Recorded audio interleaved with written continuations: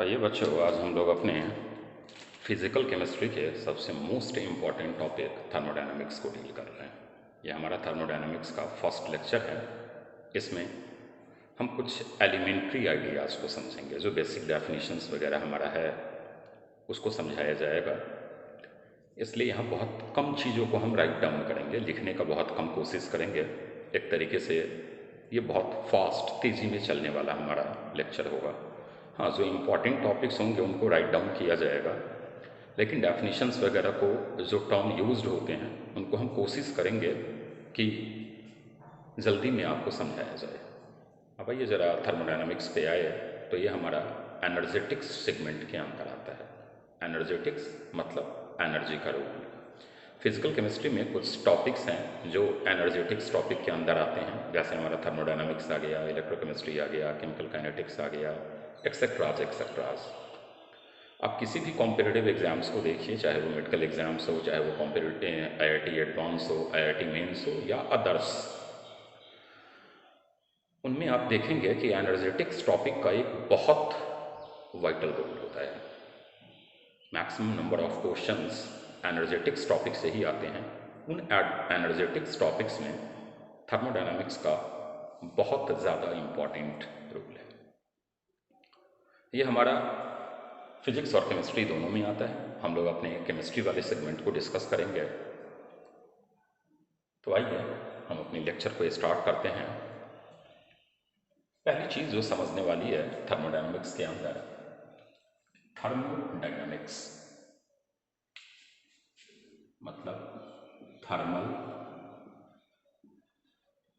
Plus dynamics.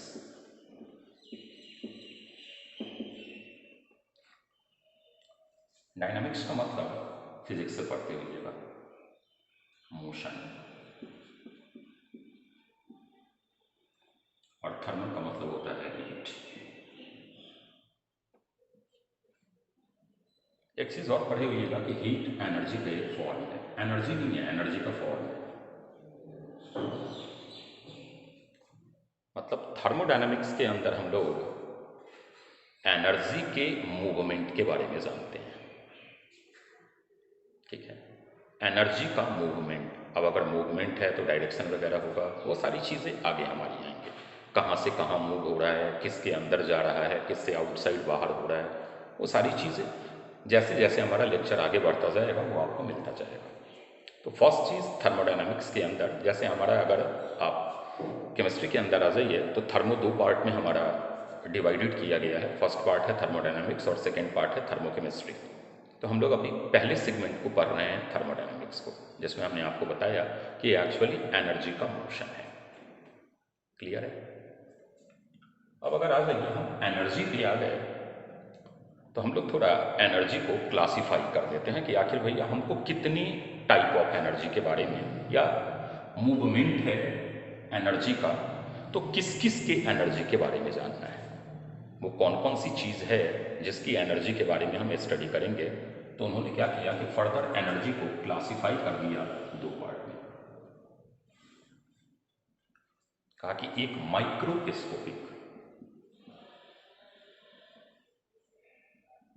और एक उन्होंने कहा मैक्रोस्कोपिक। नाम से फैमिलियर होइएगा, मैक्रोस्कोपिक। माइक्रो पे आ जाइए तो छोटे पार्टिकल्स, मैक्रो पे आ जाइए तो बड़े पार्टिकल्स। मतलब हम लोग यहाँ जो एनर्जी डील करते हैं वो एनर्जी ऑफ बिग पार्टिकल्स। जैसे जस्ट लाइक हम एक एग्जांपल दें, यूनिवर्स की एनर्जी बिग पार्टिकल्स हो गए, और ये हमारा होता है एनर्जी ऑफ छोटे particles, like electron, proton, neutron, positron etcetera. मतलब ये छोटे पार्टिकल्स का, स्मॉल पार्टिकल्स का यहाँ हम लोग एनर्जी डिस्कस करते हैं, और यहाँ पर हम लोग बड़े पार्टिकल्स की एनर्जी को डिस्कस करते हैं। अब जैसे ये स्मॉल पार्टिकल्स आप देखे होइएगा, आपको फिजिक्स से रिकॉर्ड होने लग गया होगा कि ये हम लोग फिजिक्स के अंदर पढ़ते हैं, जो हमारा पार्ट है क्वांटम फिजिक्स। मतलब हम लोगों को अपनी केमिस्ट्री में इससे कोई लेना देना नहीं है। बोलता भी है, आप अगर टेक्स्ट बुक पढ़े होइएगा तो वो बताता है कि थर्मोडायनामिक्स एक्चुअली जो है वो मैक्रोस्कोपिक पार्टिकल्स की एनर्जी को डील करता है। मतलब थर्मोडायनामिक्स इसी डील करता है, सॉरी, थर्मोडायनामिक्स डील्स, थर्मोडायनामिक्स को शॉर्टकट लिखा है टीडी, तो thermodynamics deals energy of macroscopic particles.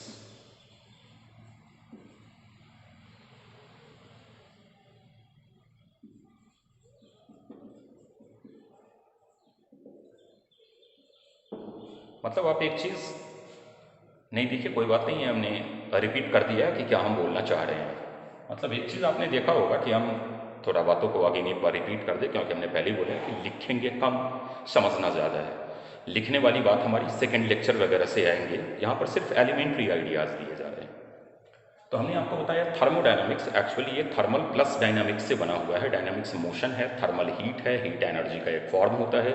मतलब ये एनर्जी की मूवमेंट के बारे में डिस्कस करता है। अब एनर्जी किस किस का एनर्जी हमें पढ़ना है, तो हम लोगों ने क्या किया, एनर्जी को क्लासीफाई कर दिया दो पार्ट्स में, एक माइक्रोस्कोपिक और एक मैक्रोस्कोपिक। माइक्रोस्कोपिक में हमने कहा कि भैया जहाँ हम एनर्जी छोटे पार्टिकल्स की डिस्कस कर रहे हो, सब एटॉमिक पार्टिकल्स हो गया, पॉजिट्रॉन हो गया, एक्सेट्राज एक्सेट्राज। अब जैसे ही ये वाला टर्म आया ना, तो आपको फिजिक्स थोड़ा रिकॉर्ड होने लग जाएगा कि भाई इनकी एनर्जी तो हम फिजिक्स के अंदर पढ़ते हैं, और वो फिजिक्स का एक स्पेशल सेगमेंट है जिसको हम लोग क्वांटम फिजिक्स बोलते हैं। क्लियर? यहीं से आप लोग आते होइएगा एटॉमिक स्ट्रक्चर में भी, प्लैंक्स क्वांटम थ्योरी। क्लियर? तो हम लोगों ने कहा कि भाई ये हमें नहीं जानना है, हमारा थर्मोडायनामिक्स इसको केयर ही नहीं करता है। हमारा थर्मोडायनामिक्स केयर किसको करता है, तो मैक्रोस्कोपिक पार्टिकल्स के एनर्जी को डिस्कस करता है। क्लियर?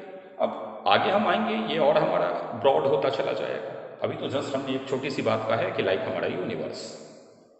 क्लियर है? अब थर्मोडायनामिक्स के कुछ लिमिटेशंस हैं। क्या लिमिटेशंस हैं वो बोल दे रहे हैं, लिख नहीं रहे हैं, सुनिएगा। थर्मोडायनामिक्स काइनेटिक्स को डील नहीं करता। काइनेटिक्स कहने का मतलब है कि थर्मोडायनामिक्स में अगर आप आ जाइए तो केमिकल रिएक्शंस की रेट के बारे में ये कोई आइडिया नहीं देता। एक रिएक्शन फास्ट हो रहा है, स्लो हो रहा है, मॉडरेट रेट से हो रहा है, इसका आइडिया नहीं है। इसका आइडिया अगर आपको लेना है तो आपको काइनेटिक्स में जाना होगा। क्लियर? फिर सेकेंड चीज़ हमने आपको बताया कि भाई अगर आप थर्मोडायनामिक्स को डील कर रहे हो तो थर्मोडायनामिक्स मैकेनिज्म नहीं बताता है, पाथ नहीं बताता है। How this reaction will takes place, इसका कोई आइडिया नहीं है थर्मोडायनामिक्स के अंदर। कोई रिएक्शन कैसे हो रहा है, इन चीज़ों को केयर करना थर्मोडायनामिक्स का काम नहीं है। ये केयर कौन करेगा, तो ये अगेन काइनेटिक्स। क्लियर? ये डील किस किस चीज़ को करता है, तो एक रिएक्शन की फिजिबिलिटी को ये डील करता है। रिएक्शन स्पॉन्टेनियस है, नॉन स्पॉन्टेनियस है, उनके बारे में थर्मोडायनामिक्स आइडिया देगा। और सेकेंड, यह सिर्फ एक प्रोसेस के इनिशियल और फाइनल स्टेज को केयर करता है। कैसे हो रहा है उसके बारे में ये आइडिया नहीं देता। जैसे एक एग्जांपल देते हैं, जरा देखिएगा। जैसे मान लीजिए हमारा कोई ए रिएक्टेंट है, वो बी में कन्वर्ट हुआ, और एक का इनिशियल एनर्जी 200 किलो जूल है, मान लीजिए पर मोल, एक मोल का, और ये हमारा 500 किलो जूल पर मोल में कन्वर्ट हो गया। कैसे हुआ ये नहीं जानना है, इस इनिशियल एनर्जी को देखना है और इस फाइनल को देखना है। ऑप्टेन करने का वेज यहां नहीं देखा जाता है। क्लियर है? यहां तक की बातें समझ में आ गई होंगी। अब अगर हम थर्मोडायनामिक्स में हैं तो तीन चीजों से आप बराबर परिचित होते रहिएगा, सिस्टम से, सराउंडिंग से और बाउंड्री से। सिस्टम, सराउंडिंग और बाउंड्री। सिस्टम क्या है? विच इज अंडर इन्वेस्टिगेशन, जिसको हम लोग इन्वेस्टिगेट कर रहे हैं, एग्जामिन कर रहे हैं, वो सिस्टम है। उसको छोड़कर रेस्ट जितनी चीजें हैं वो सराउंडिंग्स हैं। और सिस्टम और सराउंडिंग जिस एक लेयर से डिवाइडेड है, अभी हम बाउंड्री डिफाइंड करेंगे, मतलब सिस्टम और सराउंडिंग जो सेपरेट हो रहा है उसे बाउंड्री बोला जा रहा है। फिर से हम एक बार आ जाए अपनी बातों पे। जैसे हम आ रहे हैं अपने एक, मान लीजिए मोस्ट कॉमन एग्जांपल पे कि हमने जूस पिया, ठीक है, जूस कितना मीठा है या जूस कितना कम फीका है, जूस हमारा सिस्टम हो गया। ठीक है, जूस को छोड़कर बाद बाकी जितनी चीजें हैं वो सारी सराउंडिंग्स हैं। अब मान लीजिए जूस आपने ग्लास में डाला हुआ है, तो जूस और सराउंडिंग के बीच में ग्लास का एक लेयर आया हुआ है, वो बाउंड्री है। क्लियर। अब बाउंड्री को उन्होंने क्लासिफाई कर दिया दो पार्ट में। क्या दो पार्ट था, तो जरा उसे समझिएगा। एक उन्होंने कहा रियल, जो दिखता है, और एक उन्होंने कहा इमेजिनरी, जो नहीं दिखता है। जैसे अभी जूस ग्लास में था, तो सिस्टम और जूस के सराउंडिंग और जूस के बीच में ग्लास जो स्टील का एक लेयर था वो आपको दिख रहा था, तो वो रियल हो गया।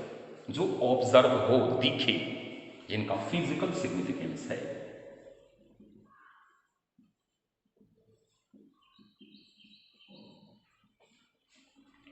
अब इमेजिनरी क्या है, तो मान लीजिए पूरा एक ग्लास जूस है, हम बोले कि भैया आपको इतना छोटा सा जो जूस का, जो आपने फर्स्ट सिप लिया है जूस का, उसकी प्रॉपर्टीज डिस्कस करती हैं। अब जरा बताइए, वो पूरे जूस में एक छोटा सा सिप है, वो अदर जूस से जो आपका डिवाइडेड है या सेपरेटेड है, उनके बीच में कोई फिजिकल सिग्निफिकेंस वाली लेयर नहीं है, तो दे आर इमेजिनरी।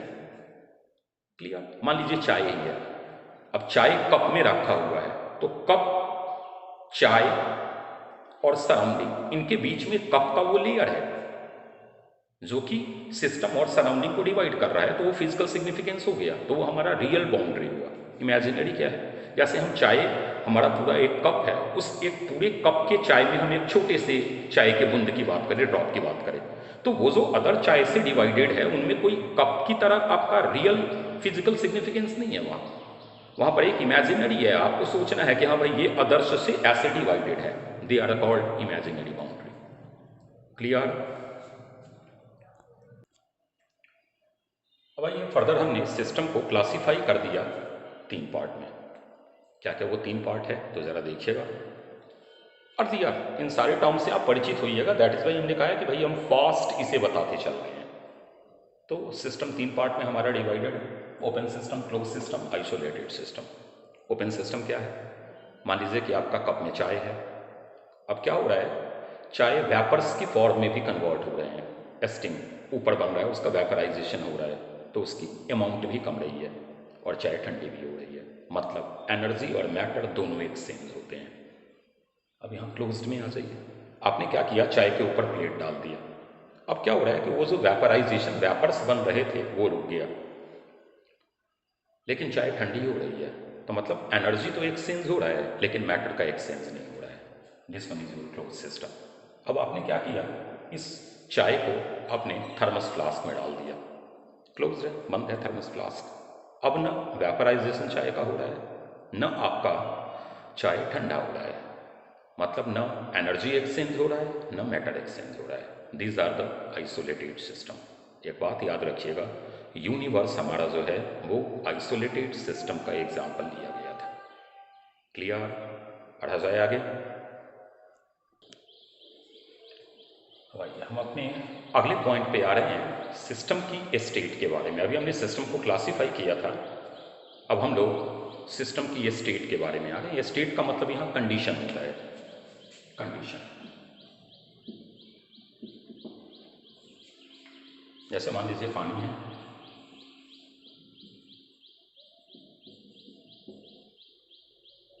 ये वाटर, आपने इसको गर्म करना है स्टार्ट किया, ये वेपर्स बनना है स्टार्ट हो गया।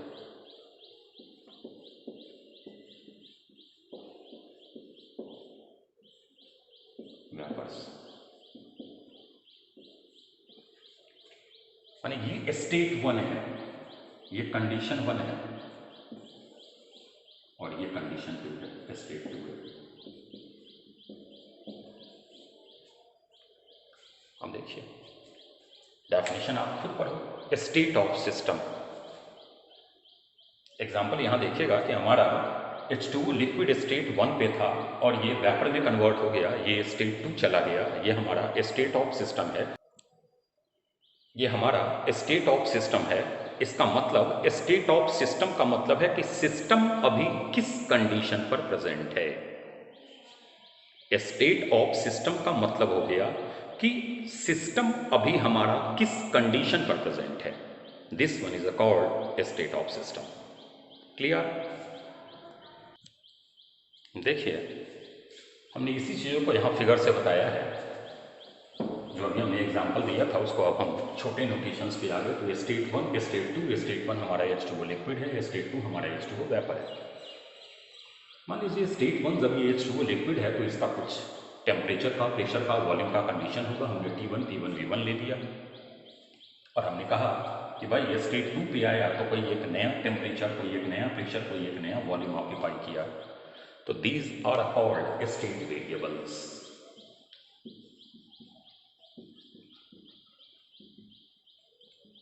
मतलब जिनको चेंज करने से एक न्यू स्टेट ऑब्टेन हो जाए। फिर से सुनिएगा, स्टेट ऑफ सिस्टम क्या है कि सिस्टम अभी किस कंडीशन पर प्रेजेंट है। स्टेट वेरिएबल्स क्या है? जिनको चेंज करने से एक न्यू सिस्टम स्टेट ऑब्टेन हो जाए, एक न्यू स्टेट सिस्टम ऑब्टेन कर ले, they are called state variables. Clear?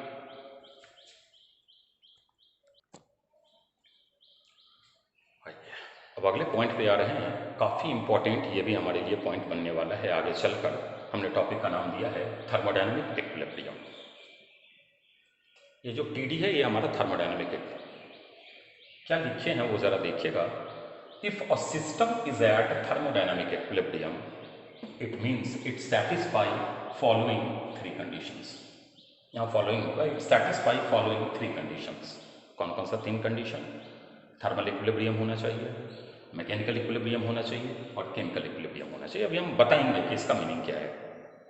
First चीज हमने क्या बताया कि अगर कोई सिस्टम थर्मोडायनामिक इक्विलिब्रियम पर है तो थर्मोडायनामिक इक्विलिब्रियम का मतलब है कि यह तीनों कंडीशन सेटिस्फाइड होने चाहिए।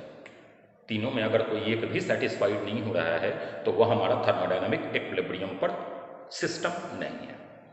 क्या क्या है ये थर्मल इक्विलिब्रियम, क्या है ये मैकेनिकल इक्विलिब्रियम और क्या है ये केमिकल इक्विलिब्रियम, अब जरा हम इसे समझ रहे हैं। आइए हम बता रहे हैं थर्मल इक्विलिब्रियम, जरा समझिएगा। ये हमारा बॉक्स ए है, ये हमारा बॉक्स बी है, 100 डिग्री सेंटीग्रेड और 0 डिग्री सेंटीग्रेड पे। अब हम क्या करते हैं, ये हमारा कंडक्टर है, ठीक है। अब हम क्या कर रहे हैं, इन दोनों बॉक्स को कांटेक्ट में ला रहे हैं, ले आया कांटेक्ट में। अब ये वाला गर्म है, ये वाला ठंडा है, तो इससे टेम्परेचर 0 डिग्री सेंटीग्रेड की तरफ स्टार्ट होगा आना, फ्लो, ठीक है। आते आते इसका टेम्परेचर बढ़ेगा और इसका टेम्परेचर कमेगा। अल्टीमेटली यह एक कॉमन टेम्परेचर को ऑक्यूपाई कर लेगा और जैसे ही यह दोनों एक कॉमन टेम्परेचर को ऑक्यूपाई करेगा उस टेम्परेचर का फ्लो, जो हीट का फ्लो है वो स्टॉप हो जाएगा। मान लीजिए वो हमारा इक्विलिब्रियम टेम्परेचर है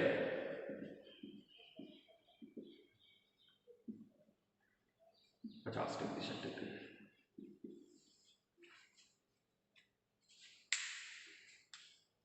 क्या हमने बोला ये जरा समझिएगा। हमारा एक बॉक्स है वो 100 डिग्री सेंटीग्रेड पे है, दूसरा बॉक्स है हमारा वो 0 डिग्री सेंटीग्रेड पे है। एक कंडक्टर है दोनों, इन दोनों को हम कांटेक्ट में लाएं, कांटेक्ट में लाए तो हमारा higher temperature to lower temperature heat का फ्लो होगा और ये फ्लो तब तक होता रहेगा जब तक कि दोनों बॉक्स एक कॉमन टेम्परेचर को ऑक्यूपाई नहीं कर ले। मान लिया कि हम वो कॉमन टेम्परेचर 50 डिग्री सेंटीग्रेड है, अब हीट का फ्लो स्टॉप हो जाएगा।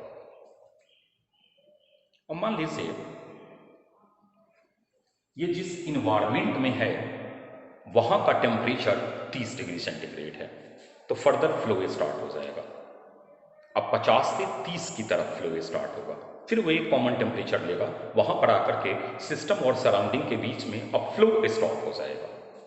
हाँ, ये 50 पर तभी रुकता जब इनको जब आपने मिक्स किया है ना, जैसे मान लीजिए कि आपका ये 50 डिग्री सेंटीग्रेड का बॉक्स आ गया, मिलकर के दोनों, मान लीजिए ये A वाला था, ये B वाला था, मिलके एक कॉमन टेम्परेचर 50 ले लिया और आपका इन्वायरमेंट जो है, मान लीजिए कि आपका जिस रूम में रखा हुआ है उस रूम का टेम्परेचर 30 डिग्री सेंटीग्रेड है।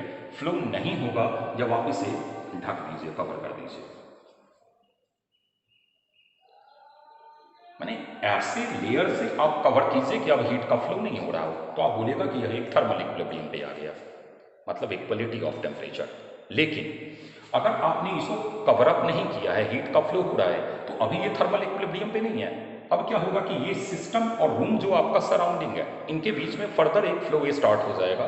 फर्दर ये अपना टेम्परेचर लॉस करेगा, ये अपना टेम्परेचर बढ़ाएगा, फिर वो एक कॉमन टेम्परेचर मान लीजिए 40 डिग्री आ गया, तो वो 40 डिग्री सेंटीग्रेड पर उस सिस्टम ने थर्मल इक्विलिब्रियम को ऑक्यूपाई कर लिया, मतलब इक्वलिटी ऑफ टेम्परेचर।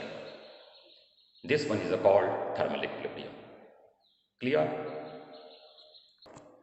अब आइए हम लोग जरा अपने मैकेनिकल इक्विलिब्रियम को समझ रहे हैं। हमने एक सिस्टम दिया है जिसमें चैम्बर में गैस इंक्लोज्ड है, ये पिस्टन है, मूवेबल पिस्टन है, अप डाउन मूव कर सकता है, पिस्टन का वेट जो है वो नेग्लिजिबल है। क्लियर? अब मैकेनिकल इक्विलिब्रियम की बात समझ रहे हैं। अब ये एक गैस जो है वो फोर्स लगाएगा इस पिस्टन पर जो अपवर्ड होगा, और पिस्टन जो है जो एटमॉस्फेरिक प्रेशर लगेगा वो डाउनवर्ड लगाएगा। हमने क्या बोला ये जरा सुनिएगा। गैस प्रेशर में है, प्रेशर में है तो गैस एक फोर्स लगाएगा, जो फोर्स लगाएगा वो अपवर्ड लगाएगा, और पिस्टन जो है वो एक एटमॉस्फेरिक प्रेशर के कारण फोर्स एक्सर्ट करेगा जो डाउनवर्ड होगा। मैकेनिकल इक्विलिब्रियम, जब यह फोर्स इस फोर्स को बैलेंस कर ले, तो आइए जरा देखिए। तो pressure of gas is equal to होता है, प्रेशर पढ़े हुए हैं फोर्स पर यूनिट एरिया। तो फोर्स जो लग रहा है वो हमारा लग रहा है P of gas into cross sectional area. यह बराबर हो जाए जो हमारा एटमॉस्फेरिक प्रेशर लग रहा है उसको काउंटर बैलेंस कर ले। It means in mechanical pressure, in mechanical equilibrium pressure या फोर्स सेम होने चाहिए, एक दूसरे को बैलेंस कर लेने चाहिए, तब हम बोलेंगे कि हमारा सिस्टम जो है वो मैकेनिकल इक्विलिब्रियम पे है। क्लियर? अब तीसरा समझे क्या है केमिकल इक्विलिब्रियम। अब आइए जरा समझे केमिकल इक्विलिब्रियम। अभी आपने थर्मल इक्विलिब्रियम में क्या देखा है कि अगर सिस्टम दो डिफरेंट टेम्परेचर पर है तो higher temperature to lower temperature हमारा हीट का फ्लो हो रहा है। एक और चीज होती है, नंबर ऑफ पार्टिकल्स का भी फ्लो होता है। तो केमिकल इक्विलिब्रियम में आप क्या करते हो, मास को चेंज नहीं करते हो। मास चेंज नहीं करते हो मतलब नंबर ऑफ पार्टिकल्स का जो फ्लो है वो स्टॉप कर दिया जाता है, और वो तभी होगा जब हमारा, आगे ये टर्म फिर आएगा हमारा, ये तभी होगा जब केमिकल पोटेंशियल चेंज नहीं हो। केमिकल पोटेंशियल आगे आपको मिलेगा था, जब chemical potential does not change.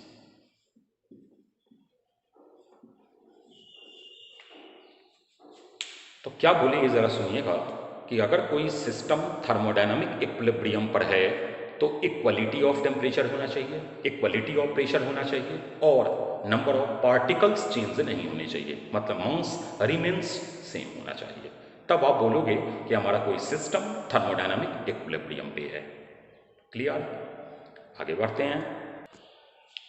अब आइए हम लोग अपने अगले टॉपिक पे आ गए, स्टेट वेरिएबल्स। टर्म से अभी आप जस्ट प्रीवियस परिचित हुए हैं कि स्टेट वेरिएबल्स क्या है। एक स्टेट से दूसरा स्टेट जाना है तो उसके लिए जो उन चीज़ों को आप चेंज करते हो जिससे कि वो एक नया स्टेट ऑक्यूपाई कर लेता है, they are called state variables. अब आगे हमने स्टेट वेरिएबल्स को, जैसे हम H2O लिक्विड से H2O वेपर आए थे वहाँ बताए थे स्टेट वेरिएबल्स क्या होता है। हम स्टेट वेरिएबल्स को दो पार्ट में डिवाइड कर दिए, एक हमने कहा स्टेट फंक्शन, एक हमने कहा पाथ फंक्शन। देखिए state function only initial and final stage, बीच की चीज़ों से हमें कोई लेना देना नहीं है। जैसे मान लीजिए हमें यहाँ से दिल्ली जाना है, वेज पे डिपेंड नहीं कर रहा है कि हम कैसे जा रहे हैं। इनिशियल हमारा, मान लीजिए हम इनिशियल जहाँ हैं वो, और फाइनल डेस्टिनेशन हमारा दिल्ली।